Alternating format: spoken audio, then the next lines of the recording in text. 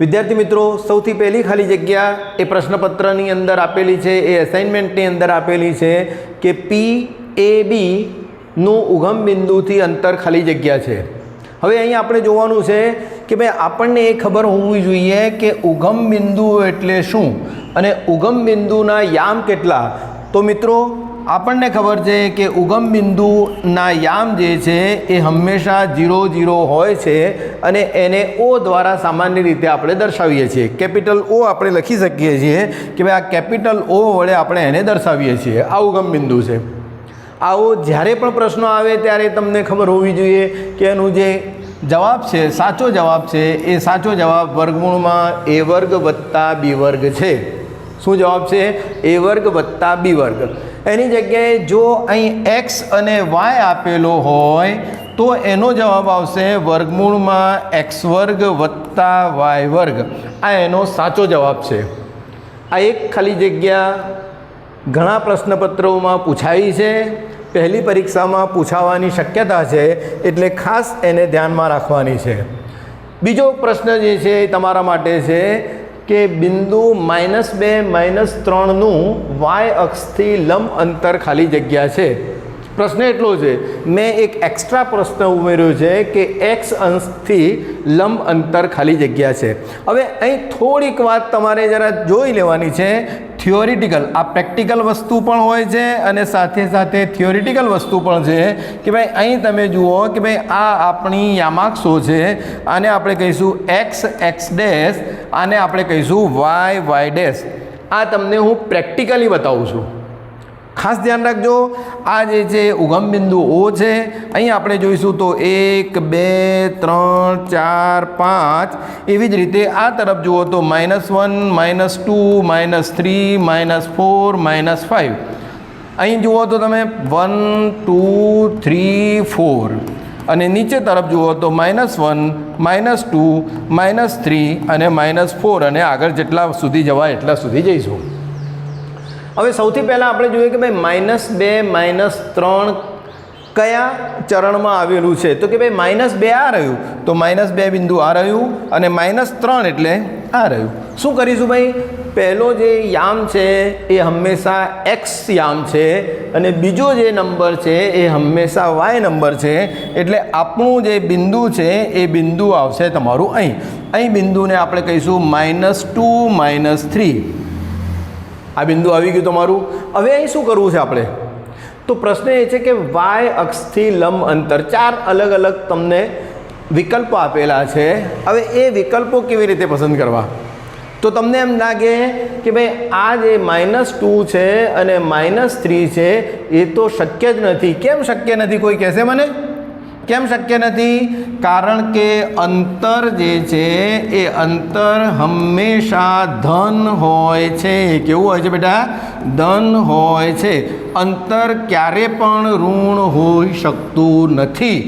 એટલે બે વિકલ્પ તો કયા? હવે બાકી રહ્યા તમારી પાસે બે અને 3 કે ભાઈ આ જે 2 છે, હવે અહીંથી શું કહે છે કે ભાઈ y અક્ષથી, એટલે આ y અક્ષ છે, તો y અક્ષથી લંબ અંતર આ જોવાનું છે। તો આ અંતર કેટલું? આટલું।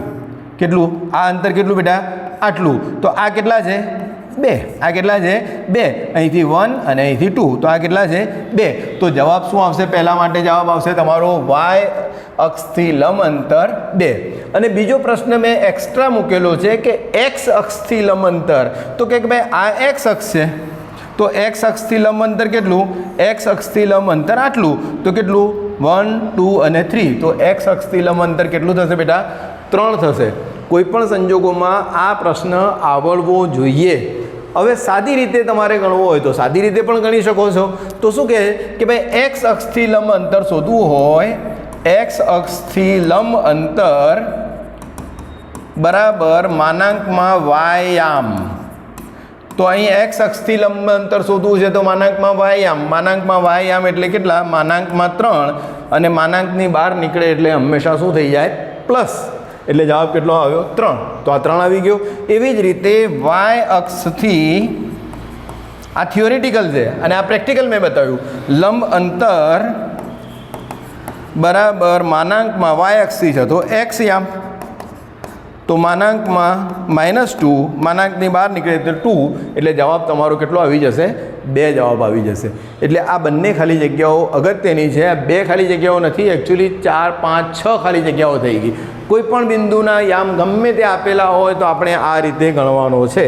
નંબર 3 છે, જો 0 0 2 0 અને 0 3 એ કોઈ લંબચોરસના શિરોબિંદુઓ હોય તો ચોથું શિરોબિંદુ ખાલી જગ્યા છે.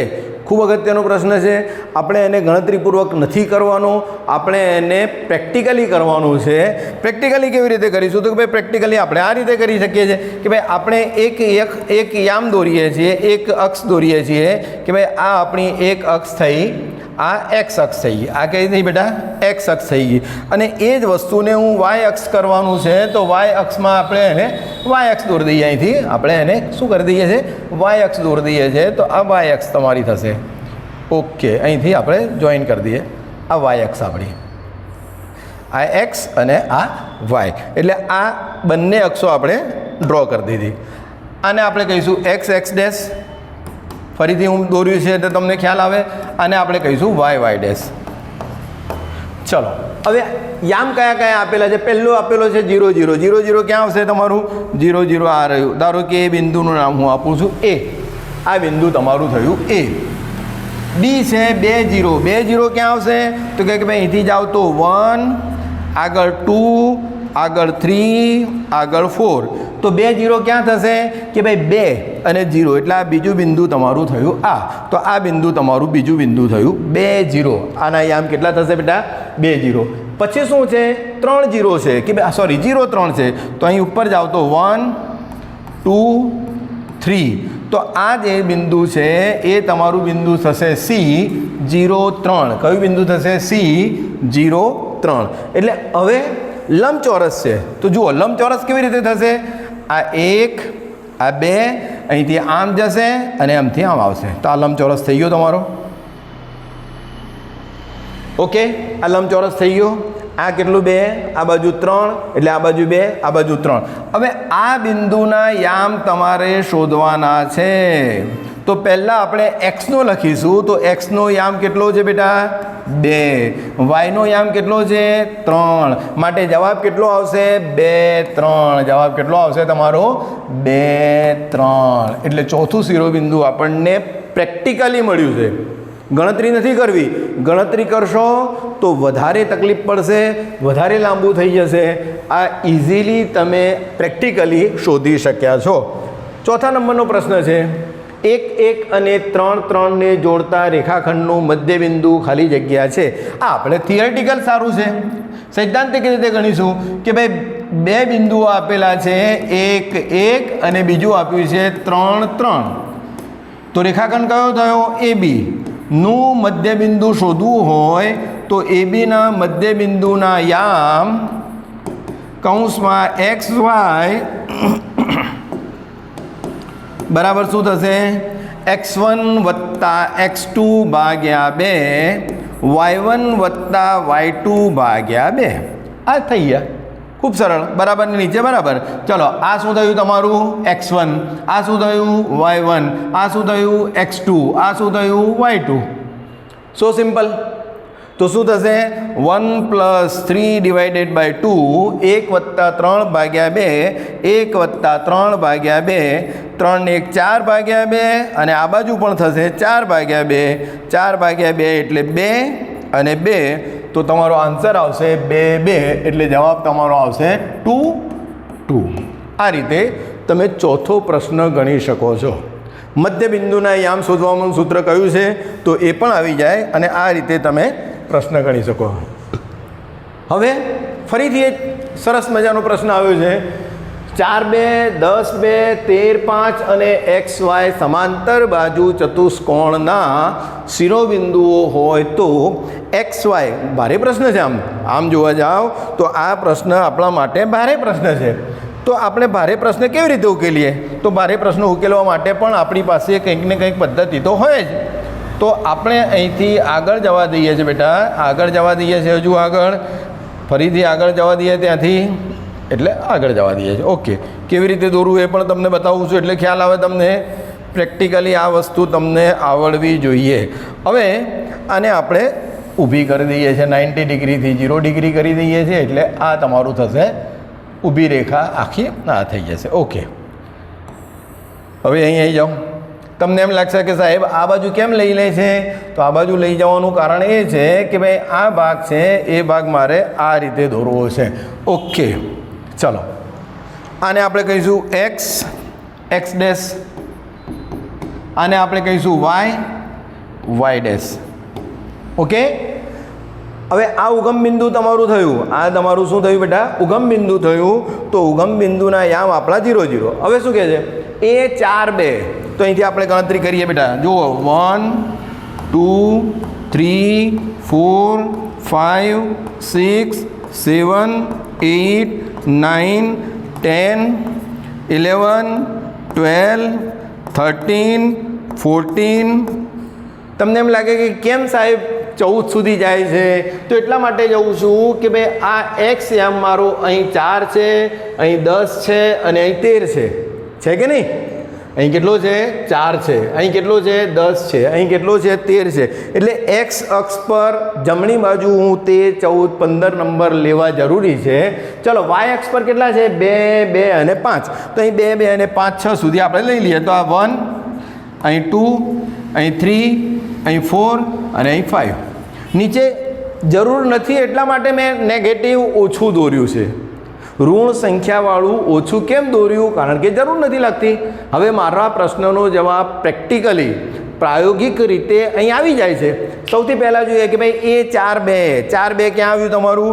આ 4 એટલે આ એક્સ વાળું 4 અને આ 2 એટલે આ બિંદુ મારું આવ્યું એ 4 2. ઓકે, જરા ધ્યાન રાખજો. ચલો બીજું બિંદુ કયું છે? 10 2. બીજું બિંદુ કયું છે? 10 2. એટલે અહીંથી આગળ જઈએ એટલે આ 10 આવ્યું અને 2 એટલે અહીં છે. તો 10 2 એટલે અહીંથી આ બિંદુ તમારું થયું બિંદુ બી. કયું આવ્યું બેટા? 10 2. બોલો, ખ્યાલ આવી ગયો તમને કેવી રીતે થયું? કે ભાઈ આ બિંદુ કેવી રીતે આવ્યું, આ બિંદુ કેવી રીતે આવ્યું. ચલો ત્રીજું બિંદુ છે 13 5. હવે થર્ડ નંબર, ત્રીજો નંબર છે 13. તો આ 13 થયું આ, અને 5 નંબર અહીં છે. તો અહીંથી આપણે લંબાવીએ તો આ 5 નંબર એટલે 13 5 આવી ગયો. એટલે આ બિંદુ થયું સી 13 5. શું થશે બેટા? સી 13 5. ઓકે, હવે ચોથું એક બિંદુ છે ડી. ચોથું બિંદુ શું છે? ડી. જો વિચારવાની પદ્ધતિ તમને ડેવલપ કરવી પડશે, એ આવડે તો તમને કામ આગળ આવડશે. ચોથું ડી બિંદુ છે અને ચતુષ્કોણ કેવો છે? સમાંતર બાજુ ચતુષ્કોણ છે. સમાંતર બાજુ ચતુષ્કોણની સામાન્ય આકૃતિ કેવી આવે તમને ખબર છે? સામાન્ય આકૃતિ સમાંતર બાજુ ચતુષ્કોણની આ પ્રકારની આવે છે, અથવા તો સામાન્ય આકૃતિ તમારી સમાંતર બાજુ ચતુષ્કોણની આ પ્રમાણે આવે છે. Either this or this. આ રીતે સામાન્ય રીતે સમાંતર બાજુ ચતુષ્કોણની આકૃતિ આવે છે. હવે સમાંતર બાજુ ચતુષ્કોણ છે એટલે આ ભાગ તો તમારો મળી ગયો. આ બે બિંદુને તમે જોઈન કરી દીધા. હવે આ ચોથું બિંદુ આ તરફ આવશે ભાઈ? આ તરફ આવશે? ના. એ તરફ આવશે? ના આવે. અને કઈ તરફ આવશે? આ તરફ આવશે. અને સમાંતર બાજુ ચતુષ્કોણનો સિદ્ધાંત પણ તમને આવવો જોઈએ કે ભાઈ સામ સામેની બાજુઓ સરખી હોય છે અને એકબીજાને સમાંતર પણ હોય છે. ચલો અહીં આ જે બંને વચ્ચેનું અંતર છે એ તમે જુઓ તો 10 માંથી 4 જાય તો 6 થશે, કારણ કે 2 2 તો એ જ છે. અહીંયા 10 છે તો અહીંથી આમ જાઓ તો 1 2 3 4 5 6 આ 4 ઉપર આવી ગયા એટલે 6 થઈ ગયું અંતર. તો અહીંથી પણ આપણે 6 લેવું પડશે, કારણ કે આ 6 અંતર થયું છે. તો 6 અંતર લેવું હોય તો ક્યાં છે? 13 ઉપર છીએ. ક્યાં છે? 13 ઉપર. તો 1 2 3 4 5 6 તો ક્યાં આવશે? 7 ઉપર. તો 7 5. આ તમારું 7 5 ઉપર આવી ગયું. આ 7 5 અહીંથી બંનેને જોઈન કરી દો તમે. આ થયું. આ બંનેને જોઈન કરી દો. આ થયું. એટલે આ આપણો સમાંતર બાજુ ચતુષ્કોણ થયો. આ બિંદુ છે એ બિંદુના યામ તમારો થશે ડી. શું થશે બેટા? અહીંથી 7 અને અહીંથી 5. 7 5. જો બિંદુના યામ એણે કયા હોય તો જવાબ આવશે ડી 7 5. પણ એણે એક થોડીક આગળની વિચારીને પ્રશ્ન કહ્યો છે કે ભાઈ એક્સ વત્તા વાય કેટલો? તો એક્સ વત્તા વાય કેટલો? 12. એક્સ વત્તા વાય કેટલો? 7 વત્તા 5 12. વિડીયોમાં તમને કંઈક નવી વસ્તુ જાણવા મળી હોય, ઉપયોગી થઈ હોય તો લાઈક કરો, શેર કરો અને ચેનલમાં આ પ્રકારના વિડીયો જોવા માટે સબસ્ક્રાઈબ કરો. અન્ય વિડીયો પણ તમે એના જોઈ શકો છો કે જેથી તમને આ ગણિત વિષયમાં ખૂબ જ ઉપયોગી થાય. Thank you. આભાર.